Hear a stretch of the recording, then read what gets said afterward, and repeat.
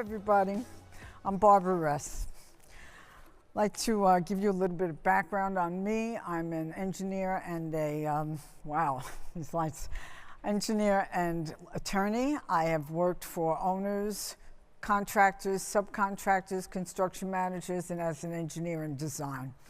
I've worked on steel buildings, concrete buildings, renovations, restorations, office buildings, mixed-use buildings, residential buildings, retail buildings, institutional buildings, and what did I leave out? Hospitals and hotels.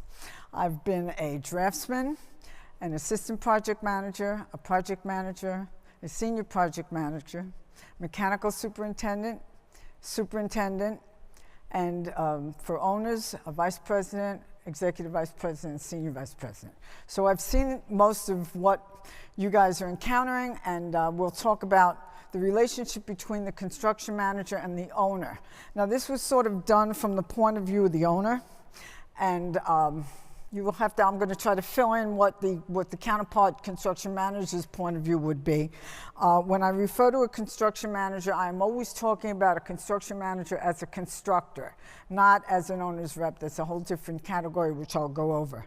And the owner I talk about interchangeably with the owner's rep because I see the role of the owner's rep as being a very important role and one that the owner has to give a lot of authority to. So, the underlying theme of this presentation is going to be to establish a strong relationship between the owner and the construction manager. And that's obviously very important to the success of the project. It also makes you able to do a project pretty confidently and easily. Sometimes there are problems between the owner and the construction manager. We don't want to see that. So coming in early and establishing a good relationship is based on what I call the three principles: trust, honesty, and fairness. And trust, we're going to talk about how you establish trust with the construction manager and the owner. Honesty and fairness you have to bring to the table. And I'm assuming everyone here will do that. I have to say that I have seen where it has not been, and that's an unfortunate thing in our industry. There are people that are not so necessarily fair, and we'll talk about that as we go along. The other thing, and I'd like to say that as a construction manager, as a constructor, is a continuum. There is the CM that wants to build the job, send the owner away for 3 years, let him come back and say, here you go. Surprise.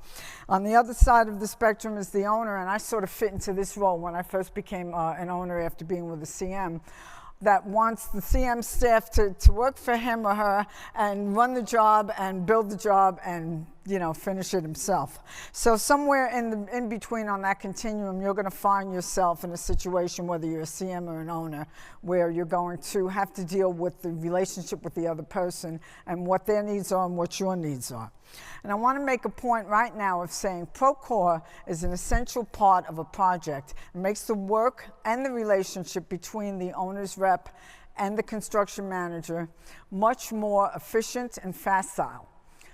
You want communication. It is the very best way to provide communication. When I was an owner, way back when there weren't computers, no, I'm kidding. Actually, there weren't really desktops. We would get every transmittal, every letter. It was really annoying, and to have to, look at what everybody was sending. Now with Procore, you can focus in on what you need, and everything else is there. If you need it, you can go back to it. So that is key to having a good relationship. Okay, let's talk about the slides. Oh, great, I can't see it. All right, well, I have them in front of me. So let's talk about types of contracts. There are basically 4 types of construction contracts, although, there are more. General contractor with a lump sum. A lot of government work does that. A lot of repeat work does that. When you have perfect plans or you've built it before, you don't have to worry so much about changes. This is a good way to go, but you need good plans. Construction manager with a guaranteed maximum price and a fee is you work together to put together a budget, and when the plans get to a certain level of completeness and you've bought a certain number of trades, you fix the price, and the construction manager guarantees to do the work for that price, and then there's a fee, whether it's a percentage or a flat fee. construction manager, which they call an agency contract, at a cost plus a fee is a little different. It's probably the thing that I'm most used to, so I'm going to be referring back mostly to this. The construction manager as an agent is not what we're talking about here, and it's kind of a misnomer. What people do is develop their own contracts, and they bring in a construction manager, and that construction manager has responsibility, but is not necessarily responsible for the effects of him failing to do what he's supposed to do. And I'll give you examples. You know, if the subcontractor has extras, it's not going to be the construction manager's fault. A lot of times you write into a contract whether or not there's a certain level of care. And my most recent experience, there was a level of care which was gross negligence. So unless the construction manager was grossly negligent, anything he did, he basically got away with. I would say that as a construction manager, that's probably the best deal you can get. I think if you can, as an owner, not to make that the condition, make ordinary negligence the condition where the construction manager has to do what people in the industry do. And people in the industry do make mistakes, but they don't make really major mistakes that might not be so egregious as to constitute gross negligence. And then there's a design build, which you give a set of schematics and a performance spec to a contractor, and the contractor provides all the design, owns the architect, and builds it. This kind of contract works for government work sometimes. You have to have a definite spec. You have to know exactly what you want. You have to have good schematic plans. And a lot of times performance, the cost considerations will override design considerations. So it's a serious thing for an owner that's doing a building that has any kind of design elements. We're going to talk about the two contracts, which are CM and CM with a guaranteed max. The next slide, did it move? Oh, I didn't even get to that slide. Okay. No, we're going back. I'm so sorry. What does that say? Okay, three kinds of owners' representatives. There's the big company that banks may want on a very large job to come in and hire a construction manager to watch a construction manager with a big staff and big costs. I can't understand this. It never made sense to me. It just puts a second layer of everything onto a job and introduces the possibility of conflicts, of confusion, and legal responsibilities, where the CM will say one thing and the owner's rep CM will say another. But investors may require it. I want big name construction company to be my owner's representative on this job, and if they want it, they get it.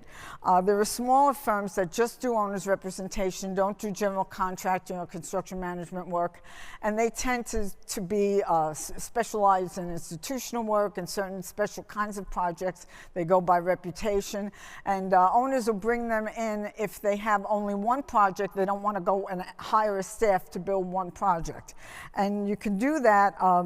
And they tend to work very well.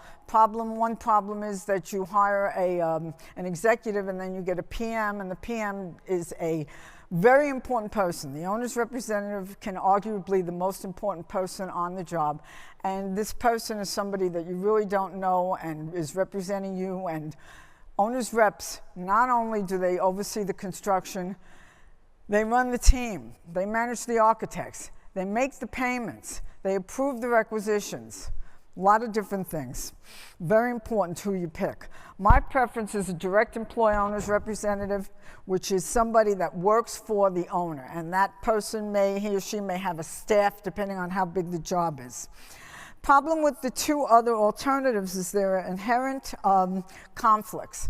These other companies have other jobs, and basically when you have other jobs, your attention is diverted to other jobs. When you have an owner's rep that works only for the owner, this is all he or she does. So that would be my preference. The role of the owner's representative, I just sort of went through this. If it were like I said, this was sort of written from the point of view of the owner. If it were the owner's direct employee, it should be somebody with a title. Don't anyone tells you titles aren't important. Let me tell you, the titles are important. You get a bunch of subcontractors, and they know they're talking to a vice president. They're a little bit different. Owners reps should have experience with GCs, subcontractors if possible, or CMs. Preferably, another owner, especially on a big job, has to have experience on another job as an owner. Should be a PE and an RA. Business and law experience and credentials are a big plus. And they manage the architects and engineers, like I said. They manage the construction manager. They approve the payments. They answer directly to the owner, and that's very key here. The owner has to work exclusively with the owner's rep and try not to go around the owner's rep, because it's the same problem we're going to have when you see owners going to subcontractors, an erosion of authority. Preferably, the owner's rep has an office on the site and her own staff, if it's a big job. If it's not a big job, well, no, absolutely not.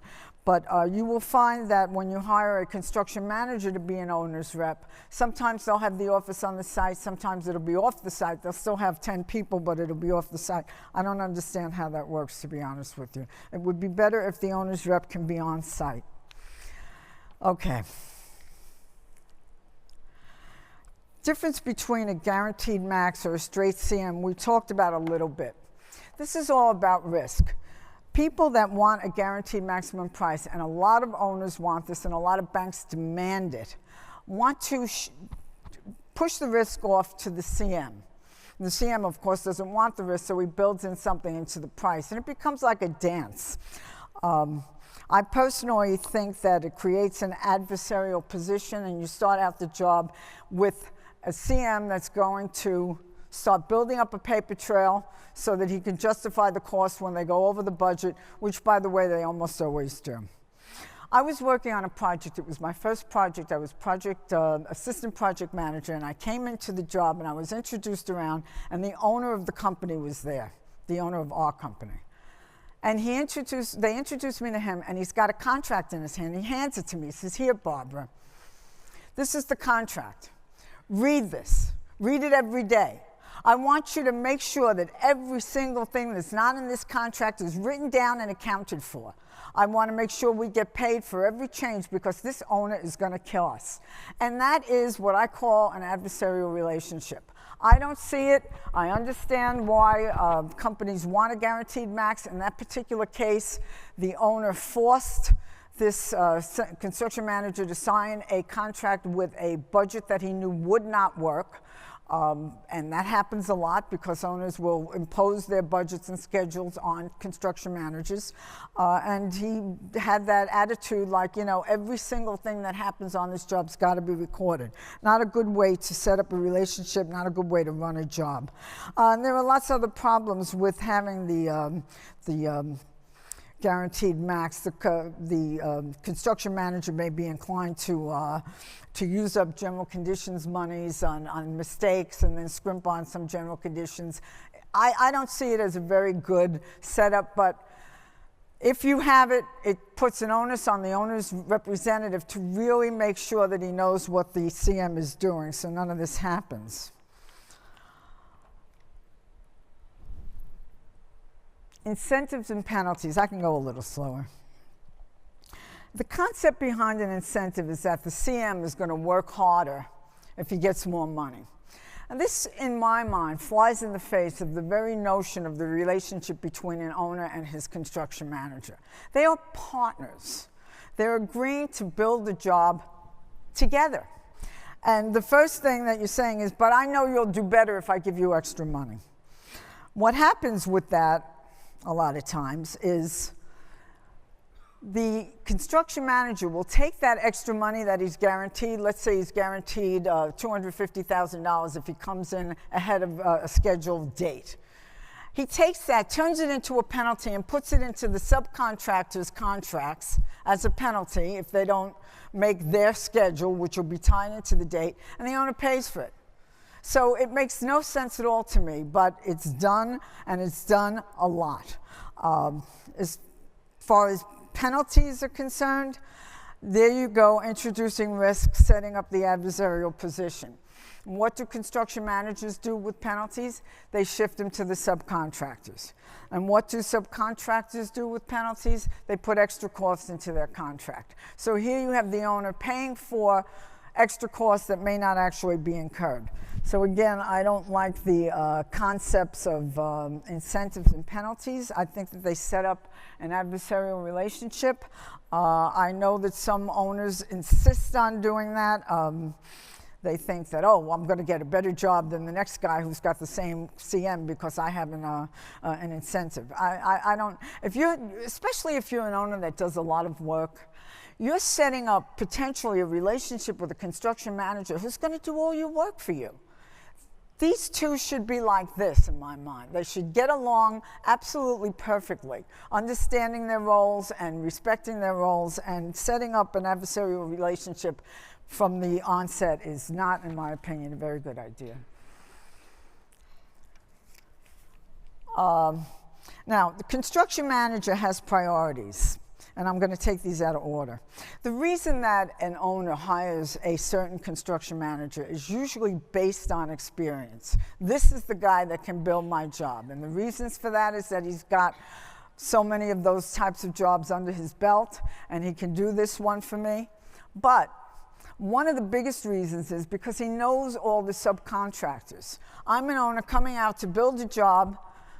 I don't know anybody, especially if I only have one job. I don't know who to get bids from. I'm not for real. People aren't going to talk to me. You get a construction manager that knows all the subs, this guy will get you all the bids, and you can agree in advance on a bid list. But sometimes the CM has favorites.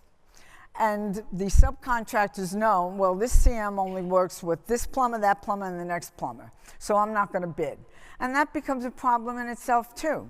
So that's where the owner's representative has to get involved to some extent. He's got to see if his, and I always use his, but I say his or her, see if his engineer knows other plumbers maybe that the engineer can talk to that, you know, should bid the job, and get more bidders onto the list because the CM doesn't have enough bidders. I have worked on projects where the CM has gone out to bid with 2 bidders and 3 bidders on trades. I think that's ridiculous. I think in this day and age, you should have 5 or 6 bidders on a trade if you can. And if there are bidders out there, if there aren't bidders out there, then you're sort of out of luck. But if there are bidders out there, every effort should be made to get them. I worked for a CM on one project. I was a senior project manager, and an elevator company wouldn't bid the job. We never get your work. I said, please bid it. I implored him. I said, I'll give you the drawings. This is different. The owner is very involved in this, blah, blah, blah. And they bid the job, and they ended up being the low bidder. So there are inherent good and bad things with the relationships that the construction manager has with the subcontractors. Now, they have priorities, and when they use the subcontractors on other projects, the CM's priorities and the owner's priorities may interfere. This is what the owner's representative has to look out for. You know, on particular jobs, it can be a big plus. The CM can go to, and they did this on a job I worked on, a window washing contractor, and said, we have 2 big jobs with big rigs, and they're expensive. If we give you both jobs, what will the price be? And we got substantial savings on 2 different jobs for the owners that they wouldn't have gotten. So that's an advantage of having 2 subcontractors working on 2 consecutive jobs for the construction manager. A disadvantage may be that the contractor has a problem, the construction manager has a problem with the contractor on one job, and now those problems sort of find their way onto your job. So again, and when I say your job, I'm talking from the owner's point of view, there were pluses and minuses. When I was working on a project in Manhattan, we had a foundation contractor, and he was a big foundation contractor, well respected. You know, the job was bid properly and everything was hunky-dory except for one thing. No work was being done. 0 work was being done on the job. I was pulling out my hair, and I was pregnant with twins at the time. I nearly gave birth in the hole there, looking at no work being done. What happened was, There was a 421A tax abatement rule going into effect, and the cutoff was a certain date. All foundations had to be done. So the CM, who was not at risk, knew this and had the same contractor working on other jobs for other owners where he had them working, completing foundations, and my job was stopped. That was wrong. The owner in the particular case negotiated something with the construction manager, but the truth is that no other construction manager would have been able to produce people to work on foundations at that time anyway. All the foundation subs were working on the tax abatement projects. But there are other cases where, you know, you run low on labor and they'll pull labor off your job to put it on another job they have. And you have to be diligent about this. It's not, doesn't make them bad people. It makes them doing what they're supposed to do, which is delivering their projects. And you always have to remember that a CM has other projects and other owners, and an owner has this project. All right.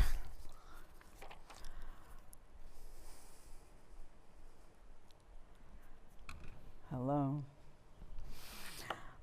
Building trust while retaining strict oversight. This is the tightrope that an owner walks. He wants to work with the CM. He wants to have that element of trust where they know they can work with each other, and we're going to go into this on some other slides. But he also wants to retain his oversight. He wants to know what's going on the job. He is responsible for the job at the end of the day, and he doesn't want to go away for 3 years and come back and have them tell him it's finished. So what he does and the way he works has to be done in such a fashion as to totally avoid eroding the CM's power, authority, and effectiveness. Because if you do that, if you're an owner that comes in and tells subcontractors what to do, for example, and I'll give you a particular example of that, that is the end of the CM. They're not going to talk to the CM. And then the CM has to backtrack and go and reestablish his authority. It's just not the way to do it. So when you're talking about participating in buyouts, and we're going to go into this a little bit more, reviewing schedule of values and requisitions, it has to be very clear where the lines of demarcation are and who is building the project. And in these projects, the CM is building the project. I said CM is constructor. Do not direct subcontractors. Always go through the CM. I broke that rule so many times on Trump Tower. It's ridiculous, but I had an incredible relationship with the CM on that job because I had worked for him so many times. But on the prior job, which Ivana Trump was involved with, she would come out to the field with a decorator, the two of them, dressed to the nines, go up to the painter and say, this color has to be changed. And the painter, with his extra work order in his pocket, loves that, absolutely loves that. And I was getting all these tickets from the painter. And I said to the painter, who authorized this? Oh, Ivana did, or the decorator. I said, good, go get them signed. And they were not going to be paid unless the owner turned around and said, okay, you're authorized to pay this. And then I talked to the decorator and I told her, I read her the Riot Act. I talked to Ivana, but it was a lot different. And mostly it went away. Mostly it went away.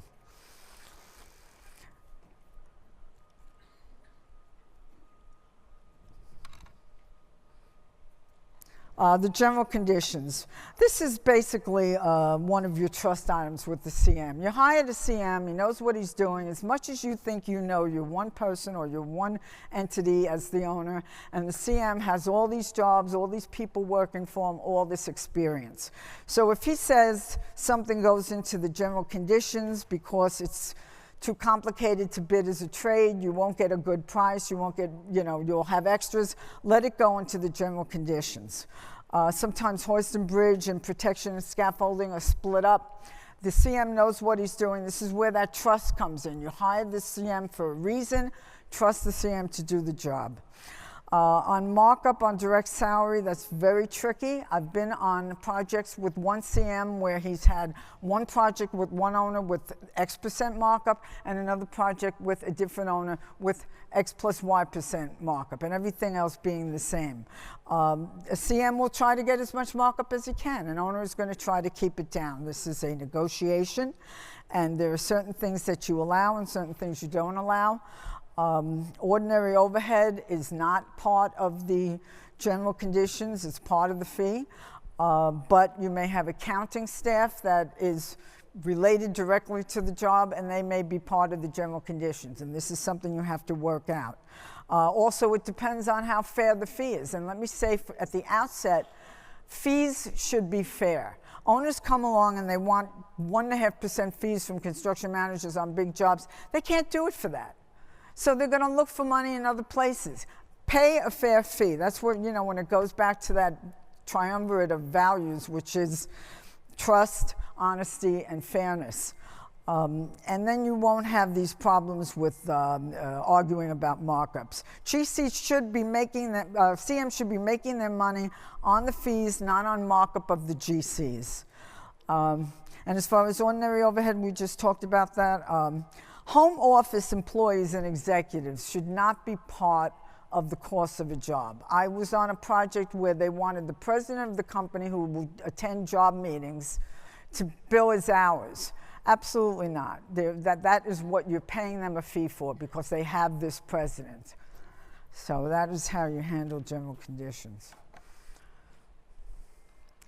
Now, the most important thing on a site, along with the owner's representative, is the construction manager's staff.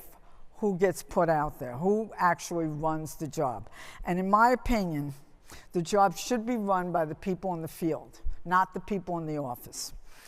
When to hire? Well, you need a project manager, and you should bring that project manager in as early as you possibly can.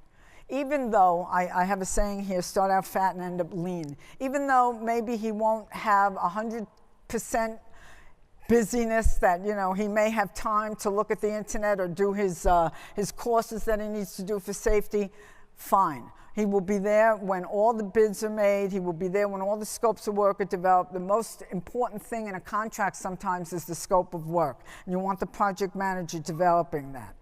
I also like to bring in the super early if you can, because I want the super's input on the buys. I want to know what he has found on his last 3 jobs that were not in the contract that ended up being extras. If you can get him on a part-time basis, that's good. How many people to have, that's something that the owner and the CM should agree upon. And you can make a spreadsheet and you can say, here's the senior project. On a big job, you're going to have a senior project manager.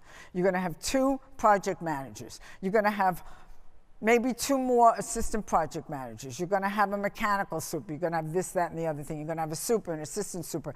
Put it all down on a chart, and everybody agrees this is what we think we're going to need. It's not written in stone. It can change, but at least you have this notion that you've collaborated on this, which goes to the trust thing, and you can say we've developed what we think is what we need for staffing the job. Now, the project executive. This is a relatively new thing. I don't know, maybe it's 20 years, maybe it's not even that, where an executive of the company is actually assigned to a project. And I've seen with contractors where they have an executive, and the guy is so great that everybody wants him. So every contract has this guy in for half his time. Like the producers, they end up having 2 times his ability to provide time. Of course, they don't bill it that way, but I can't see how you would need to have a project executive for half his time on a project that you have a senior project manager on that is competent. But they do that.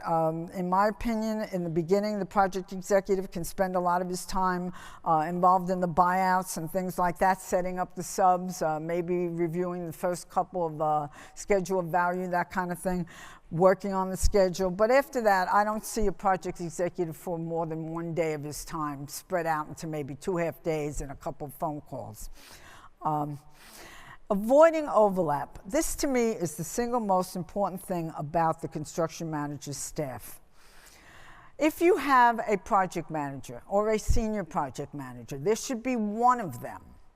And the problem that comes up is that when you have this concept of an owner's executive who's a vice president who sits in the main office and visits the job, being in charge of the job, you then have two senior project managers, and one of them handles the sheetrock and the elevators and whatever, and the other project manager handles the mechanical and whatever. And they are not, they're competing with each other almost. And what they end up doing is they have all the senior project managers doing all the work, where one guy's in charge of this, one guy's in charge of that, but they all go to all the meetings and they all go to all the buys. And what you're doing is you're spending a lot of money. That's when I said start out fat and end up lean. You don't need this. You don't need 14 project managers and assistant project managers. Cut that at the nib. Another thing with the project executive, you don't want the project executive to be the one to talk to the owner. Because when I'm a senior PM on a job and I got a problem and I need the owner, I can't have to take the time to write to the project executive whose time has been assigned to 4 projects at half his time and see if he'll give me an answer to my problem. I got to go directly to the owner. So the importance of having that senior PM being in charge of the project, everybody reports to that senior PM, I can't stress enough. On salaries, I think that the CM should go over this with the owner so that there's no sticker shock. But as far as what they're paid, the owner doesn't know what the market will bear. The CM knows what the market will bear. CM knows what he can get a good project manager for, and that's what he's going to pay.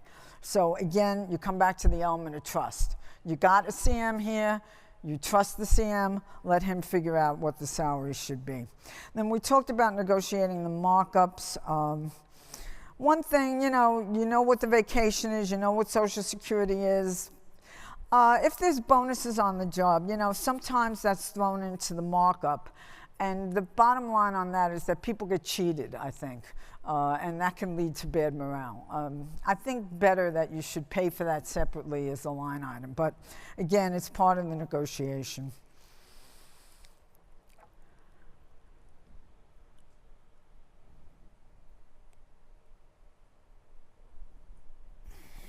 Managing the construction manager staff. Now, the big question is, who does the project manager or the senior project manager and the project executive and the superintendent, who do they work for? And the answer is the owner.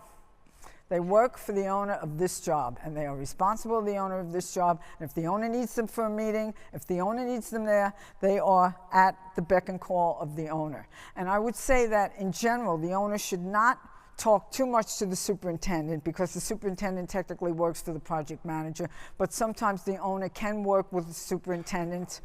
I certainly did. I worked with all the assistant supers, I worked with all the APMs, but again, you pick your spots. The way that a job is set up and then the way that it evolves and the way it fleshes out, it's nuanced and it's kind of metamorphosed. So you have to go with the flow and see how the job is going, and then decide if the owner can have a relationship with the senior project managers, with the assistant project managers, providing that the project manager knows what's happening. What you never do is you never go behind the project manager or the senior project manager's back.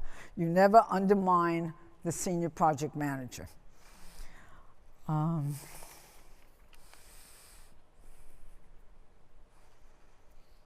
Okay, the buyout is a big thing. The first thing that is done is the drawings, are put together with a specification from the architect and the engineer. Sometimes you send them out without a spec. And the owner starts, the construction manager starts working on a scope of work. In my view, the owner should be involved in the scope of work when it's being prepared, along with the consultants. I don't think that the construction manager should do the scope of work, say, here's the scope of work, and hand it off to everybody 2 days before the bid is complete and going out, and have them comment on it. And this is developing of the scope of work is an ongoing process. A very, very important thing in buying a job. And this is something everyone in here knows. You all know it. You all agree with me. The subs build the job, okay? And any sub knows his trade better than the very best CM in the world, okay? The subs know the job. So you send out a set of plans to the subs, and you bring them in for the first meeting, the first pre-bid meeting. Do you want the owner there? No. The owner should not be there to see that the construction manager doesn't know what the hell's going on with the job. The owner doesn't have to know that the subs are teaching the construction manager how to build the job, although a smart owner's rep will. Let the construction manager have his early meetings with the subs. Let him flesh out the job. Let him get all the good ideas. Let him give them the scope of work and have them come back to him and say, and by the way, you left out this. And you will find, and I know you all know this, that the subcontractors will critique the plans, critique the specs, and you will fix a lot of mistakes by doing that. It's a very, very important key element of buying a job, that the subcontractor's input is essential. Sometimes even when you're designing the job, having the subcontractor's input is essential. And you know, the tricky thing about that is if you bring in a sub when you're designing the job, all the others say, so, oh, he was in there at the beginning and he's doing the job. And the way around that is the construction manager knows his subs and he explains, well, we brought in this particular foundation guy that specializes in transit authority problems because we have a subway running underneath our site, and he specializes in this. So we brought him in to look at it, but he's not going to have any more of an upper hand on this project than anybody else will. And then you assuage that. But these are very important things. When you relationship between estimating and the project team, this is very important. If you've got a purchasing department, that's great, because the purchasing department, that's all they do. So they write the scope of work. The PM has to be involved in it, but the PM takes sort of like a little back seat to the purchasing department. They hold the meetings. The PM is there. The superintendent is there, and the purchasing department buys out the job, goes to the meeting with the owner, brings in the bids, everything else. I'm not seeing a lot of purchasing departments now. I'm seeing estimating departments that get involved, and that can be a disaster. You get the estimating department involved in a buy, it's fine. You're busy, you got 1 p.m., there's a couple of bids going out. Let them send out the plans. Let them send out the bids. Let them work on the scope of work with the PM initially. Let them send out the package. Let them even take the initial phone calls. But when it comes to bringing in the contractors, the PM runs the meeting. And I had this problem myself, and it was a problem, and it went to the bitter end with the estimating department signing off on the buy, and it didn't work out very well.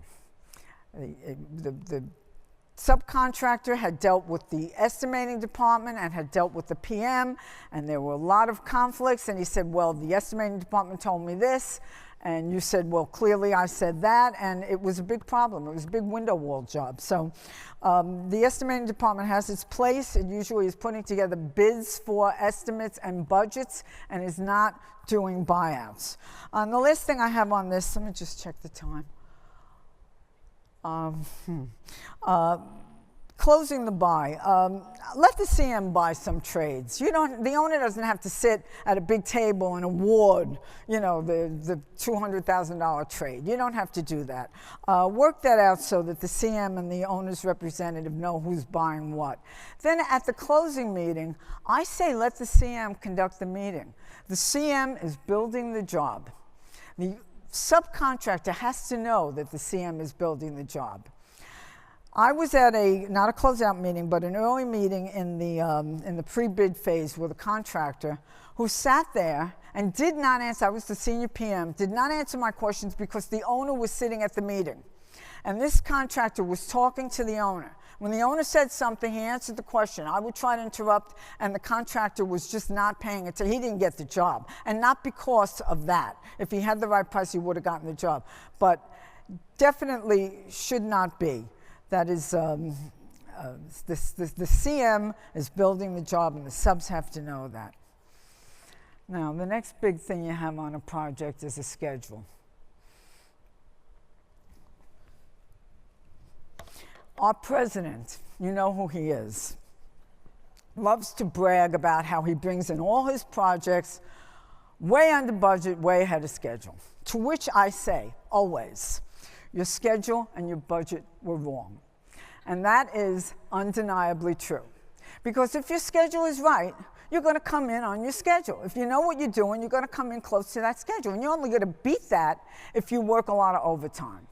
And you're going to not make the schedule if you have delays, if you have bad drawings, or if you have a lot of change orders. And that's the basic understanding of what a schedule is. So what I say is prepare a reasonable schedule.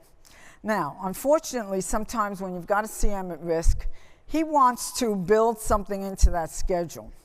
Or if there's a penalty or an incentive, he wants to build something into that schedule. So you've set up these adversarial positions as the owner. You got to figure out how to work with it. You got to give a little bit of leeway to the CM, not a lot, a little bit of leeway. And then you've got to put your foot down and say, I want a reasonable schedule, and we're going to live with this schedule. You have to keep track of the schedule, and Procore helps with this tremendously. It should be done on a real-time basis as much as you can when there are major items, not minor items, but major items that are going to cause delays. They get reported on Procore, they get put on the schedule, and that gets put up so that everybody knows, especially the CM, where we are on the schedule. And then you have to update and issue the schedule, I would say, depending on the owner, maybe every month.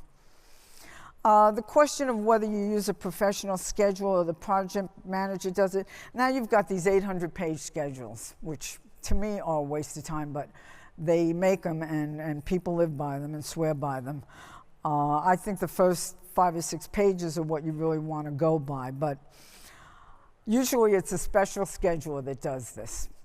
And you're going to pay for that too. That's going to be part of the general conditions.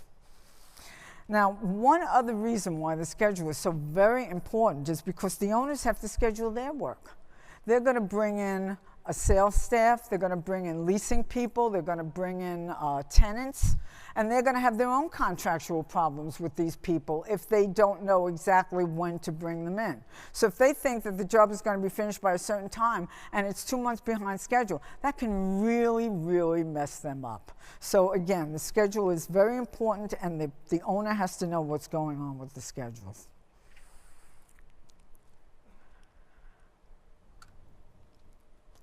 And then again, another essential, everything is essential in a construction project. That's why we work in it, that's why we love it. It's the greatest business in the world, and these are the reasons why, because you're always on your toes. Trade payment breakdowns, or schedule of value you may call it, and requisitions. When you hire a subcontractor, the first thing you get from him is his insurance certificates and his schedule of value. Schedule of value you have to have it before the job starts. There's no reason why a sub can't give you that a month after he's rewarded the job. Most CMs ask for it in 2 weeks, they get it in 3 months, but really you should get it a month. How to review the schedule of values. Front loading is a very big problem, and you don't want it on your job. As a CM, you don't want it, and as an owner, you really don't want it. So my gut on this is the CM and the owner sit down and go over the schedule of value first before they bring in the sub. And they decide what that should say. And the owner the CM can push back against the owner, and again, the owner is going to give deference to the CM because that is their job, they're building the job, but they should agree on what that schedule of values is, and then it should be spoon-fed to the sub. And unless there's something egregious on it, the subcontractor has to accept what the CM tells him is the schedule of values. On the flip side, the requisition. The CM meets with the sub first. The CM knows what's ready on the job and what's not ready on the job. CM knows the percentage complete. I think the owner should walk the job every week and know where the job is, but when it comes to knowing the percentage complete, that's the CM's job. He will go over the requisition with the subcontractor, then go over it with the owner. Now, if the owner has something to say, then fine. But when I first started a project, they told me, we need 1 day to go over the requisition with the owner. I said, what the hell for? Well, we got to go over every line, and we got to, no, I don't think you have to do this. But, if the owner insists on that, then that's what you do. But to my mind, the emphasis is on the construction manager going over with the sub, trusting the construction manager that they're going to do the right job here. Again, trust, honesty, and fairness. Finally, Relationships. Again, I can't say this enough times. Whatever you can do, avoid adversary. Even if you have it, try to assuage it. Try to work around it. Try to be very cooperative with each other. Everybody's got the same goal, to bring in the job on time and on budget. The owner and the CM are partners, and they have to trust each other. If they don't, the job is going to suffer. It's going to fall apart. CM and consultants, very interesting dynamic there, because if the consultant makes a mistake, the CM has to get a change order for it, or the CM is, especially if it's at risk, CM is screwed. So you find that sometimes there are a little bit adversarial relationships with the CM and the consultants. The CMs want it to be the architect's fault. It's so much easier if it's the architect's fault. And a lot of times the owner will come and say, my architect is perfect. Wrong. Your architect should be equal to the CM on your job. It's like two children. You shouldn't prefer one over the other. So I think that the owner should take great steps to make sure that the relationship with the CM and the consultants is very strong, even to the extent that the CM and the consultants can be conspiratorial. And by that I mean, if the CM made a mistake and left something out of the job, he goes to the architect and he tells them, you know, we didn't do this, and the architect says, oh, I can move this light fixture or something like that, and, you know, it'll go away. Flip side, the architect makes a mistake, goes to the CM, and he says, well, I didn't include this, and the CM says, I have an allowance, we'll work this out. The owner sort of knows what's going on, but he lets it go on because it's building strength in the relationship between the CM and the consultants, and that is very important to the job. And then finally, the owner and the subcontractors. Again, I broke all the rules on this on the many jobs I worked on, but I think you can break some of the rules. But the rule is that the owner does not deal with the subcontractors. That's the rule. The subcontractors should not ever think that they can go to the owner if they have a problem with the CM or if they want something. No, the CM runs the subs and the owner talks to the CM. And one of the biggest, oh, I thought I heard someone. One of the biggest problems is you can establish legal liabilities because the owner can say something, the subcontractor will go off and do that, and then all of a sudden you don't know what's the right, almost finished, what's the right answer, and it could be a legal conflict, and now you've got the owner in with 2 cents against what was on the specs or what was in the scope of work. As a rule, the owner and the subcontractors stay apart. The exception to that rule would be negotiating change orders. I think that, you know, the owner can negotiate change orders with the subcontractors. It's kind of like you got to play that one by ear, but I do think that's the possible exception. So all in all, the 3 elements, the trust, the honesty, and the fairness, you've got them, you've got a successful construction project. Any questions? Okay. All right, that's it. Thank you. Oh, and by the way, if you have any questions, I'm all over the internet. You can find me and send. I'm on what is it, LinkedIn? You know, send me something and I'll write back to you. Great.